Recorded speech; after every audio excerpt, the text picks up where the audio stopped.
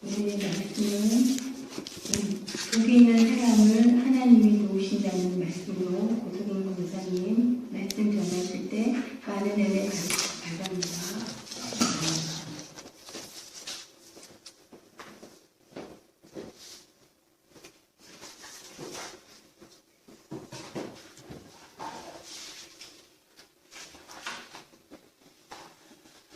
감사합니다. 하나님 감사합니다. 오늘 이 자리를 이렇게 준비해 주신 하나님께 감사드립니다. 오늘 말씀은 시편 전체를 놓고 봤을 때 대문이라고 할 수 있는 출입문 역할을 하는 머릿말 같은 내용입니다. 총 150편인데 그 중에서 굳이 1편의 내용에 이렇게 복이 있는 사람은 어떤 사람인지, 복이 없는 사람은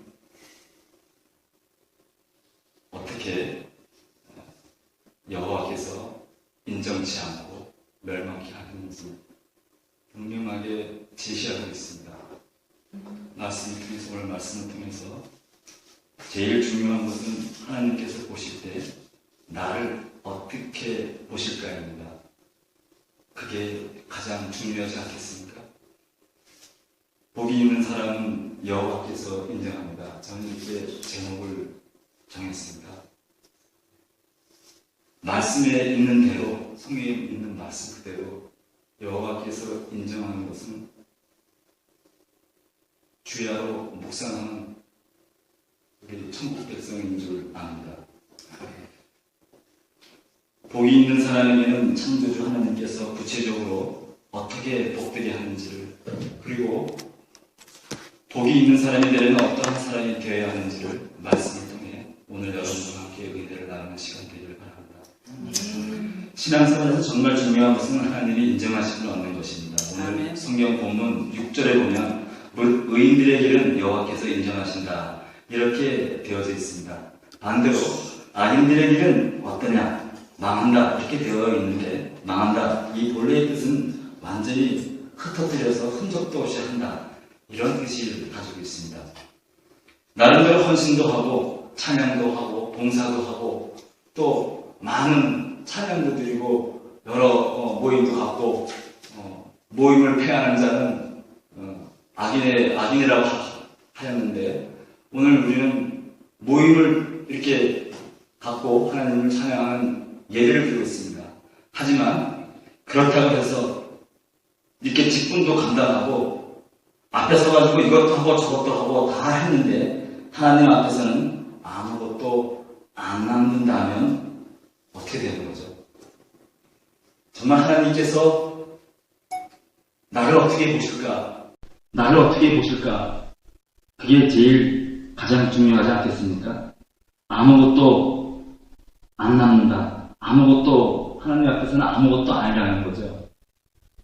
이것을 뭐라고 부르느냐? 성경은 기록하고 있습니다. 저주라 합니다.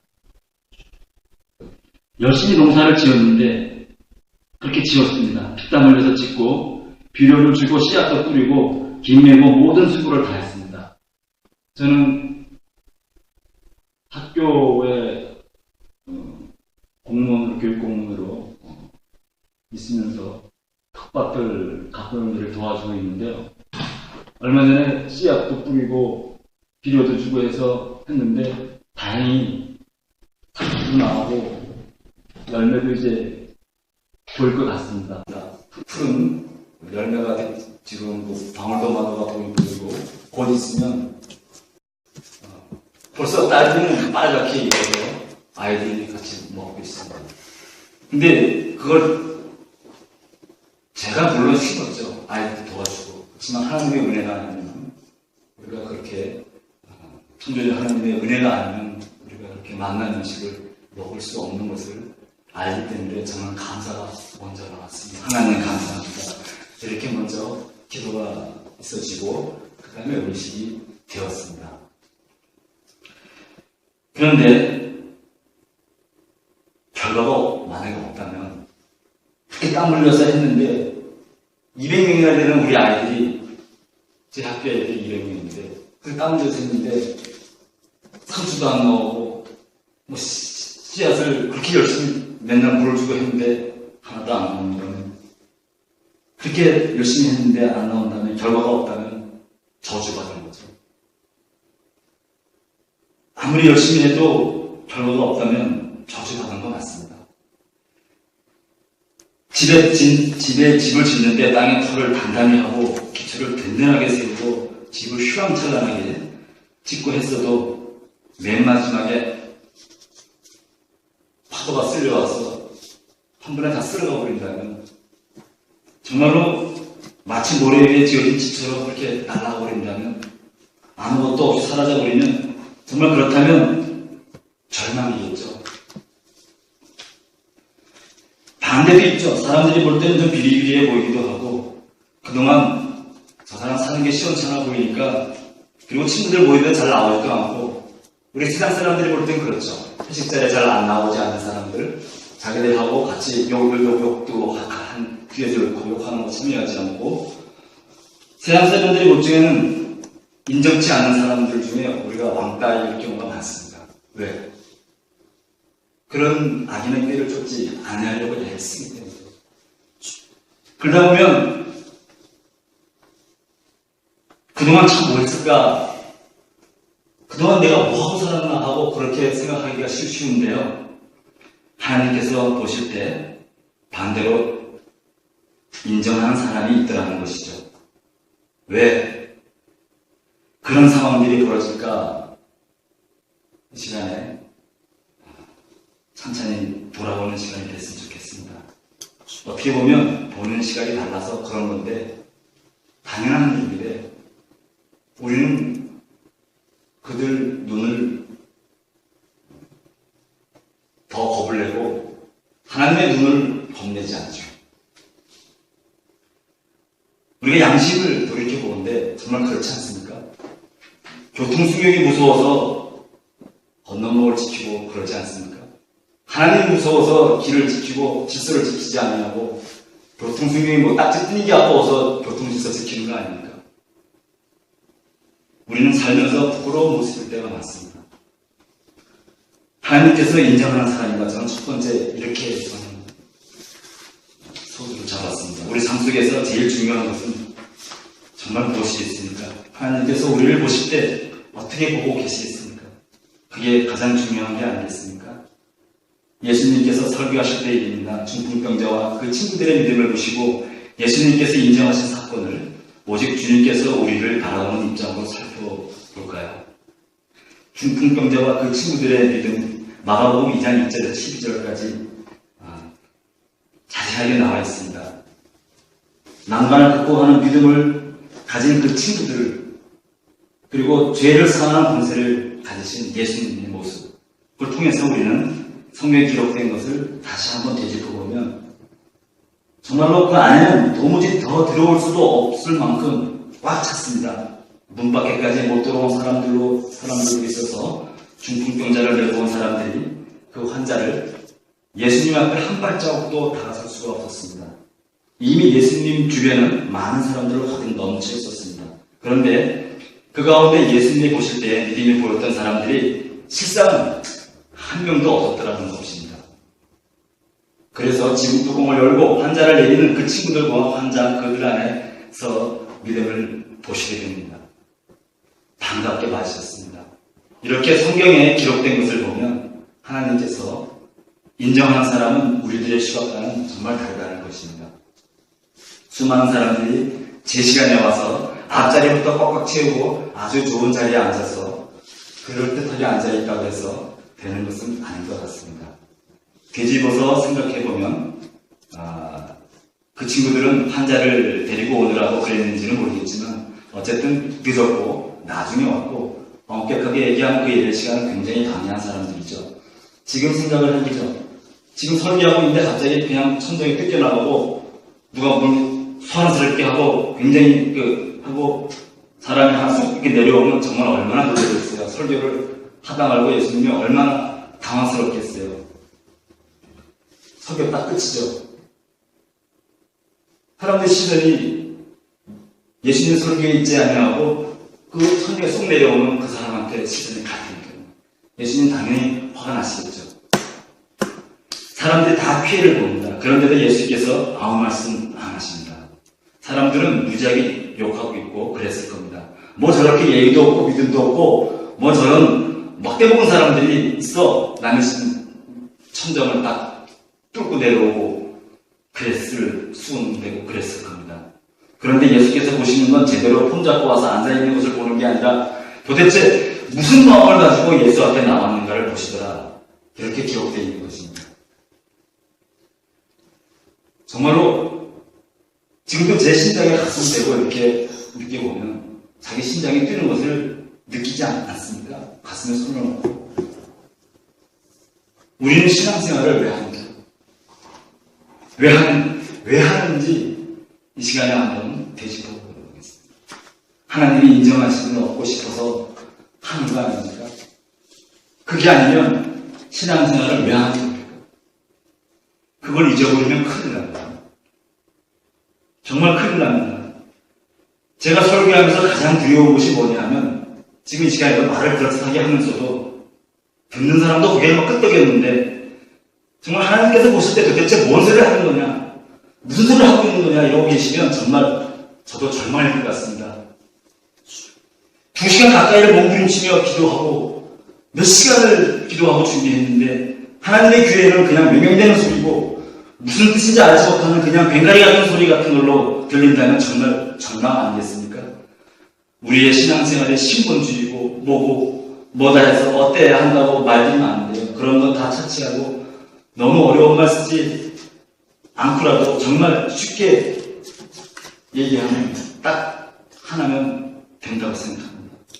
하나님께서 보실 때 인정받는 받을 만한 것이면 되는 것이다. 저는 이렇게 생각합니다. 우리는 그러한 신앙생활을 하기를 원하는 것이고 그 사람이 복 있는 사람입니다. 중풍병자가 완전한 회복을 경험하는 데는 친구들의 도움이 컸습니다. 그들의 행동은 믿음이었습니다. 먼저 구원받은 자가 사명을 가지고 그 친구를 살리고 싶었던 거죠. 그런 사명 없이는 할 수 없는 행동입니다. 당시에 그 중풍병은 저주받은 걸로 알고 있던 터였답니다. 그 당시에는 그랬다고 합니다. 저주받은 병이었답니다. 그럼에도 불구하고 그 친구들이 자기 믿음을 가지고 그 친구를 살리려고 했던 것입니다. 그 병에서 그 친구는 정말로 낫고 싶어 했던 친구였던, 친한 친구였나 봅니다. 정말 낫고 싶어 했던 친구였기 때문에, 그리고 예수님을 사모하는 친구였기 때문에, 그의 마음을 알았던 건 그를 사랑하는 친구들이 믿음이 있었기에 가능했던 게 아니겠습니까? 그를 들것에 태워 예수님이 계신다는 집으로 갔지만, 그러나 집은 이미 너무 많은 사람이 와서 들어갈 엄두조차 내기 어려웠고, 이미 더군다나 몸도 성치 않은 그 친구가 혼자서 들어갈 수가 없는 것이죠. 그래서 돌아가자. 오늘은 아닌가 보다. 날이 아니다. 장날에 오늘이 뭐 한 날이 뭐 장날이네. 이런 식으로 길이 없다. 다음에 오자. 보통 이렇게 생각했을 터인데 그들은 발길을 돌리지 않고 예수님 앞에 가면 나올 수 있는데 하는 정말 그 믿음을 가진 마음이 그들을 붙잡았을 것입니다. 언제 또다시 이런 기회가 올까? 언제 또다시 이런 기회가 올까? 장담 못하는 거죠. 우리 인생에서도 그런 내일 보자. 오늘 할 일을 오늘 해야 할 감사를 내일 하자. 미루고 그러지 않습니까? 그 친구들도 언제 또 이런 기회가 올지 모르기 때문에 죽음을 무릅쓰고 정말 죽음을 무릅쓰고 천장을 뜯는 마음이었을 겁니다. 어떻게 할 것인가 생각할 것이 없었죠. 믿음은 중풍병자와 친구들을 하나로 묶었고 예수님 앞에 가야만 하는 그 마음으로 지붕으로 올라가자. 그래 올라가자. 지붕을 뜯어 내려오는 중풍병자의 상을 보시고 예수님은 또 다행히 소자야, 너는 죄사함을 받았다. 소자야, 내 자리를 들고 걸어라. 이렇게 예수님께서 축복을 베어주셨습니다. 중풍병자의 믿음 또한 대단합니다. 말씀대로 일어선 것은 사실 자기 자신이었던 것입니다. 친구들에 의해서 끌려왔지만 예수님 말씀을 듣고 일어선 것은 본인입니다. 친구가 일으켜 세운 것이 아니라, 예수님이 일으켜 세운 것이 아니라 일으켜 선 것은 그 믿음이었습니다. 이 광경을 우리가 오늘 역사 속에서 체험하게 됨을 다시 한번 이 시간을 통해서 감사드립니다. 이처럼 모든 장벽을 물리치고 허물어버리는 믿음으로 모두가 제사함을 받고 또한 온전한 몸으로 치유되고 회복되어 세상으로 나아가게 된 줄로 믿으면 되는 것을 우리도 함께 이 자리에 아멘하면서 축복의 말씀으로 받아들이기 바랍니다. 아멘. 예수님은 사역 중에 한 촌에 들어간 적이 있었습니다. 마르다라는 한 여자의 집이었는데요. 설교하는 바로 맨 앞자리에서 말씀을 경청하고 있었던 마리아의 행동을 보고 이 사람의 선택은 좋은 편을 택하였다고 예수님이 말씀하셨습니다. 마리아와 마르다 이야기는 유명하죠. 얼마 전에 현 목사님과 고계철 목사님하고 이 문제를 놓고 신층 토론을 한 적이 있었는데요. 그때 은혜 받은 걸 잠시 나누도록 하겠습니다. 갑작스럽게 예수님을 영접하게 되었는데 한 분만 오신 게 아니라 제자들도 함께 있었기에 많이 서두르게 됐을 것이고, 그래서 단지 그만 마음이 바쁘고 분주하여 그랬을 수도 있습니다. 하지만 무엇보다도 예수님은 마르다가 동생 마리아를 자기의 음식 준비하는 일로 끌어들이기 위하여 근심하며 말하는 그것을 꾸짖었습니다. 당연히 언니로서 집에 섞인 말투로 불평했을 테니까요. 음식을 만들고 있었던 언니 마르다가 무슨 생각을 하고 있었는지를 꿰뚫어 보셨던 예수님이십니다. 사실 마리아도 틀린 삶을 살고 있는 것은 아니죠. 예수님이 마리아 누가 잘했다 못했다 말씀하시는 게 아니죠. 누가 이쁘다 안 이쁘다 옳다 그르다 그걸 말씀하시는 게 아니죠. 언니의 일손을 도와 음식 준비를 했더라면 하는 아쉬움도 남기는 하지만 인간적으로 그렇다고 해서 우선순위가 바뀔 수는 없는 것입니다. 그걸 예수님께서 짚어주신 겁니다. 다만 무엇이 더 소중한 일인가, 예수님께서 말씀하신 것처럼 섭섭하게 들릴지는 모르지만 예수님께서 분명히 되짚어 주셨습니다. 우리들 삶 속에서 적용해 보아야 할 줄 압니다. 오늘 이런 상황이 우리에게 닥치면 어느 편에 서 있게 될까요? 어느 편에 서야 될까요? 음식 만드는 일로 분주한데 거기 가서 음식 만들어야 될까요? 물론 음식 만드는 일 중요합니다. 제자들도 여러 명이 같이 왔으니까요. 또 피곤한 가운데 있을 테니까 예수님이 또 오셨는데 그 제자들까지 많이 오셨는데 그 예수님 영접하는 태도가 아무것도 준비 안 하면 그것도 말이 아니지 않겠습니까? 정말 우리가 음식 준비하는데 정말 정성스럽게 준비해야 됩니다. 그러나 오늘 이러한 상황이 우리에게도 닥칠 수 있습니다. 오히려 주 앞에서 불평만 늘어놓는 이가 될 수도 있습니다. 우리는 마리아가 옳다는 것을 알면서도 정작 우리 삶 속에서도 마리아를 택하곤 합니다. 좋은 편을 택해야 될 줄 압니다. 어느 게 좋은 편인지 예수님께서 분명히 섭섭하게 들릴지는 모르지만 말씀하시고 계십니다. 가장 소중한 일은 무엇일까요? 우리는 끊임없이 크고 작은 일을 기획하고 그것을 추구하며 살아갑니다. 그러다 보니 본인도 모르게 마르다처럼 주님과의 교제보다도 일에 더 몰두하고 버리고 정작 우선순위가 바뀌는 삶을 살아버리기가 쉽지 않겠습니까? 밥부터 먹는 게 우선순위고 예수님 말씀 뒷전이고 이런 경우가 우리 허다하지 않습니다.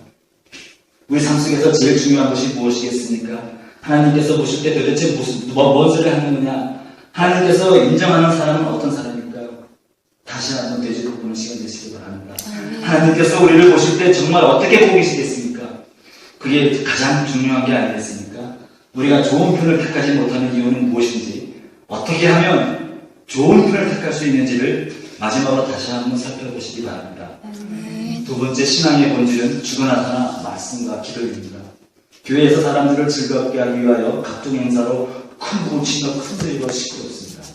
하지만 신앙의 본질은 하나님을 기쁘게 해야 하는 것입니다. 사람을 기쁘게 하는 게 아니라 하나님을 찬양하는 아름다운 모든 소리로 거룩하신 분에 대하여 집중하여야 할 줄 압니다. 그래서 현악교와 피리 소리로 아름다운 소리를 내어 정성과 하나님을 찬양드리는 것입니다. 거룩함에 대하여서는 예스해야 하지만 죄에 대해서는 싫어하며 노할 수도 있어야 합니다.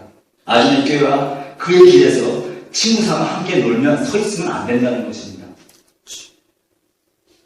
오늘 시편 1편 말씀을 다 같이 한 목소리로 봉독하겠습니다. 시편 1편 1절부터 6절까지 큰 소리로 한 목소리로 뜻을 생각하며 하나님의 마음을, 하나님의 눈을 지켜보고 계신다고 생각하고 오늘 이 말씀으로 은혜를 받고 간다는 믿음을 가지고 한 목소리로 큰 소리로 읽도록 하겠습니다.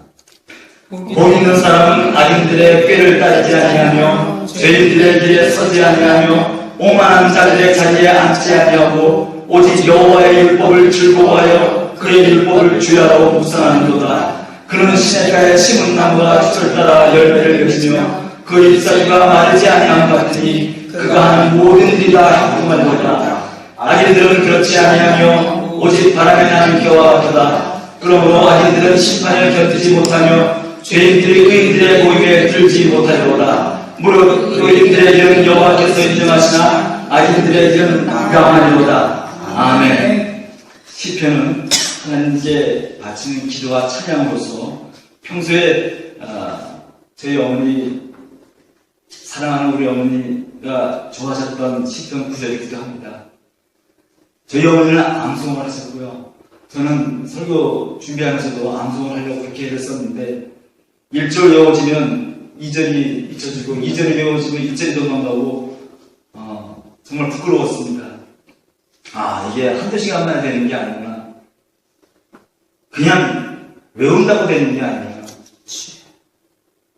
평소에 시편을 암송하셨던 저희 어머니를 소개합니다. 임종 직전까지도 저의 머리와 어깨 위에 두 손을 얹으시고 축복해 주셨던 어머니셨습니다. 평소에도 찬송 부르기를 좋아해서 찬양식을 손수 적어 부르시기도 했습니다. 하나님께서 항상 우리와 함께 계신다는 아름다운 추억을 남겨주고 가신 어머니를 소개합니다. 김복희 어머니 소청하신 날은 불과 작년 1년도 채 안 된 작년 여름날입니다. 2015년 8월 7일 금요일 9시 10분 향년 86세로 운명하셨고요. 고종 나이로는 1934년생, 실제 1929년 경원년 10월 5일생입니다. 아버님과 합정하신 곳은 강원도 양양군 손양면 하양면 208의 성분지 양양 이집기도원 옆입니다. 평소 기독교의 신앙심이 투철하였습니다. 목회자 휴양을 위한 기도원 원장으로 양양기도원 38평화기도원 설립자로서 주 섬김을 실천하시고 두 편의 복음 찬양을 작사하여 서울 노량진 장로교회, 양양교회, 신흥교회, 성결교회 이렇게 38평화기도원, 서울 광림교회 등 한국교회의 부흥에 애쓰셨습니다. 가정에서는 당시 성공당을 모시던 할머니와 장남인 남편까지도 예수님 영접하게 하였으며 매사에 올곧은 신앙으로 격려하는 가운데 속초교육장, 영어교육장 등 강원도 교육원의 의장으로 청렴하게 일생을 내조할 수 있는 남편의 아내로서 현모양처로 이 생을 마치셨습니다.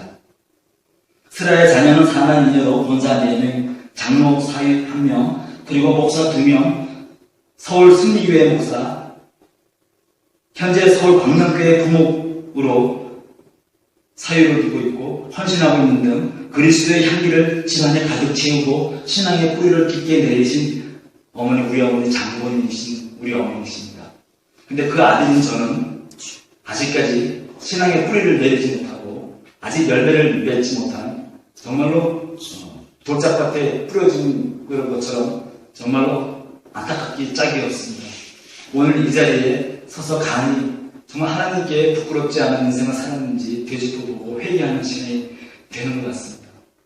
어머니의 인종 예배부터 하반 예배까지 각 기에서 찾아오는 목사님들과 믿음의 식구들로 총 13번 예배가 계속 이어졌는데요. 생전에도 어머니는 매일매일 기도와 찬양으로 우리에게 본이 되시곤 했습니다. 집에 연산한 꽃이 곧 필 테니까 목사님의 초대 날짜를 그때를 냈으면 좋겠다고 하시던 어머니. 목사님 사택에도 생전에 미리 옮겨 신혼와 마음씨 이쁜 소녀 같다고 하시던 목사님. 올해 봄눈이 녹으면서 저희 집 베란다에도 연산한 꽃이 활짝 피었습니다. 너무 기뻤습니다. 하나님 감사합니다. 어머니를 사랑했기에 너무 보고 싶었기에 정성껏 겨울에 심고 갖고 보살핀 바람이 못 핀 것입니다. 어머니를 이제 다시는 볼 수 없다는 슬픔에 빠져버렸지만 눈물이 그치지 않았지만 어머니가 돌아가신 뒤에야 진정으로 하나님을 찾게 되었습니다. 어머님이 하나님과 함께 항상 함께 하신다는, 하나님께서 영원히 함께 하신다고 믿게 되면서 정말로 위로가 되고 기쁨이 되었고 감사가 되었습니다. 그러한 소망을 담은 나의 기도는 하나님께 전적으로 의지하는 나의 모습이었습니다. 신기하게도 어머니에 대한 나의 철없이 굴었던, 그렇게 어머니를 괴롭히면서 살았던 세상에서 지은 죄에 대한 용서를 구하는 회개의 기도를 드리게 되었습니다. 어머니와 늦게나마 화해를 하고 싶어하는 간절한 바람을 담은 이 세상에 단 하나가 기없는 어머니와의 마지막으로 하나님 앞에서 정직하게 털어놓는 고백의 기도가 되었습니다. 제 기도는 회개의 시작일 뿐 아직도까지도 그칠 수가 없게 되었습니다. 이제 시작입니다. 그런 나의 배심 속에서 무엇보다도 하나님과 함께 계셔서 아름다운 추억을 남겨주신 어머니가 걸어가신 하나님 품 안에 맡길 수 있게 되어 너무 감사하고 기뻤습니다.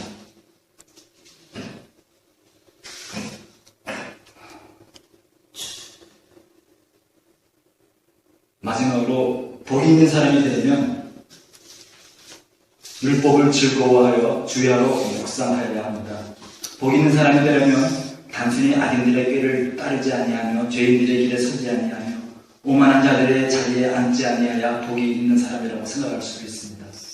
저도 한때는 그렇게 생각했던 적이 있었는데 그렇게만 하면 된다고 가벼이 여겼었습니다. 혈기왕성한 철없던 시절은 그런 식으로 안타깝게 훌쩍 지나가 버린 것입니다.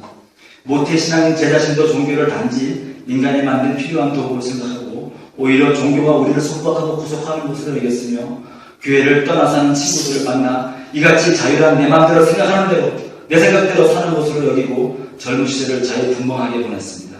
정말 많이 늦었습니다. 늦었지만 용기를 내어 이 자리에 설 수 있었던 것은 비단 저뿐만은 아니라고 생각되었기 때문입니다. 무언가 책임을 느꼈고 사명이라고 여기게 되었습니다.